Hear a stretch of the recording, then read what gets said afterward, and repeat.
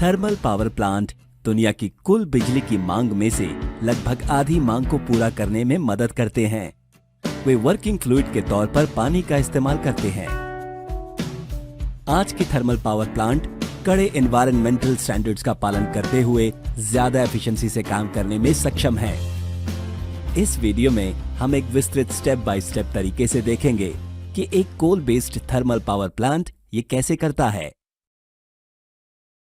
इस जनरेटर के शाफ्ट को घुमाकर हम बिजली पैदा कर सकेंगे। जनरेटर एक स्टीम टरबाइन से गति प्राप्त करता है, जिसे पावर प्लांट का दिल कहा जाता है। स्टीम टरबाइन को टर्न करने के लिए आपको टरबाइन के इनलेट पर एक high pressure and high temperature steam supply करनी होगी। चूंकि टरबाइन हाई एनर्जी फ्लूइड से एनर्जी हासिल करता है, इसके कारणवश आउटलेट की ओर इसका प्रेशर और टेम्परेचर गिर जाता है। आप विशिष्ट आकार के स्टीम टरबाइन रोटर ब्लेड्स पर करीब से नजर डाल सकते हैं।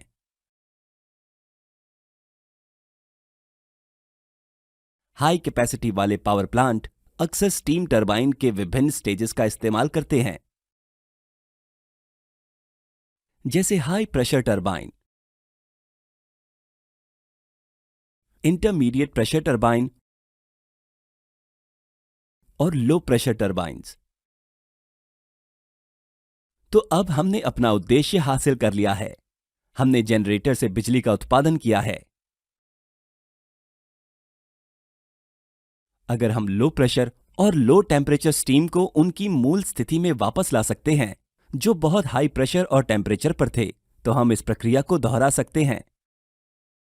पहला कदम है प्रेशर को बढ़ाना। आप इस उद्देश्य के लिए एक कंप्रेसर का इस्तेमाल कर सकते हैं, लेकिन स्टीम को कंप्रेस करना एक बहुत ही ज्यादा एनर्जी इंटेंसिव प्रोसेस है और ऐसा पावर प्लांट बिल्कुल भी कुशल नहीं होगा। इसका आसान तरीका यह है कि स्टीम को लिक्विड में परिवर्तित किया जाए और प्रेशर को बढ़ाया जाए। इस उद्देश्य के लिए हम कंडेंसर हीट एक्सचेंजर्स का इस्तेमाल करेंगे, जो कम प्रेशर वाले टरबाइन के नीचे स्थित है। कंडेंसर में ठंडे पानी की एक धारा ट्यूब्स में बहती है। स्टीम इस लिक्विड धारा में गर्मी को छोड़ देती है और कंडेंस हो जाती है। हम इस फील्ड वाटर के प्रेशर को बढ़ाने के लिए एक पंप का इस्तेमाल कर सकते हैं। आमतौर पर इस उद्देश्य के लिए मल्टी स्टेज सेंट्रीफ्यूगल पंपिंग का इस्तेमाल किया जाता है। इस तरह से प्रेशर अपनी मूल स्थिति में वापस आ जाएगा। अगला कार्य टेम्परेचर को उसके ओरिजिनल वैल्यू पर वापस लाना है। इस उद्देश्य के लिए बॉयलर की मदद से पंप के एग्जिट पर हीट को जोड़ा जाता है। उच्च क्षमता वाले पावर प्लांट आमतौर पर वाटर ट्यूब बॉयलर कहे जाने वाले बॉयलर का इस्तेमाल करते हैं।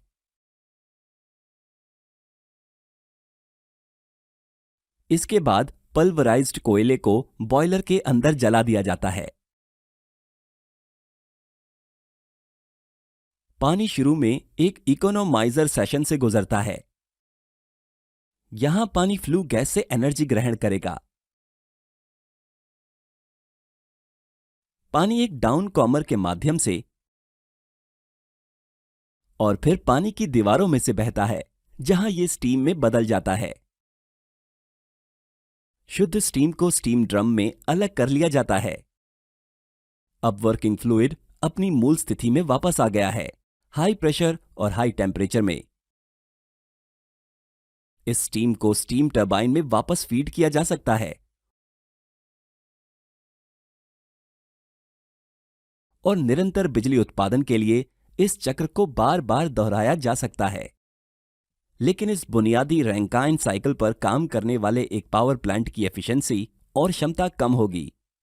हम कुछ सरल तकनीकों की मदद से पावर प्लांट के प्रदर्शन को काफी बढ़ा सकते हैं।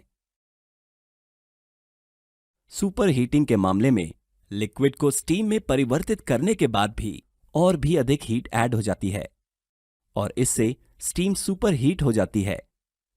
स्टीम का टेम्परेचर जितना अधिक होगा, साइकिल उतनी ही ज्यादा एफिशिएंट होगी। ये कैरनॉट की theorem maximum possible thermal efficiency के अनुसार है। लेकिन steam turbine material 600 degree Celsius से अधिक टेम्परेचर का सामना नहीं कर पाएगा, इसलिए सुपरहीटिंग उस सीमा तक सीमित है। ब्लेड की पंक्तियों के साथ बहते हुए स्टीम का टेम्परेचर कम हो जाता है। नतीजतन पावर प्लांट की एफिशिएंसी को बढ़ाने का एक शानदार तरीका यह है कि पहली टरबाइन स्टेज के बाद हीट ऐड कर दी जाए। इसे रीहीटिंग कहते हैं और यह स्टीम के टेम्परेचर को फिर से बढ़ा देगा, जिससे एक हाई पावर आउटपुट और अधिक एफिशिएंसी प्राप्त होगी। पावर प्लांट के कम प्रेशर वाले साइड का जटिल सीलिंग अरेंजमेंट्स के बावजूद भी वायुमंडलीय हवा को सोख लेने का खतरा रखते हैं। फीड वाटर में घुली हुई गैसेस समय के साथ बॉयलर की मटेरियल को खराब कर देंगी। इन घुली हुई गैसों को हटाने के लिए एक खुला फीड वाटर हीटर पेश किया जाता है। टरबाइन से गर्म स्टीम को फीड वाटर में मिलाया जाता है, जिससे उत्पन्न स्टीम बबल्स घुली हुई गैसों को अब्सॉर्ब कर लेंगे। ये मिश्रण फीड वाटर को पहले से गर्म कर देता है, जिससे पावर प्लांट की एफिशिएंसी में और भी अधिक सुधार होता है। ये सभी तकनीकें आधुनिक पावर प्लांट को 40 से 45% की एफिशिएंसी सीमा पर काम कराती है। अब हम इस बात पर एक नजर डालेंगे कि वास्तविक पावर प्लांट में हीट एडिशन और हीट रिजेक्शन कैसे किया जाता है। कूलिंग टावर की मदद से ठंडे लिक्विड को कंडेंसर में सप्लाई किया जाता है।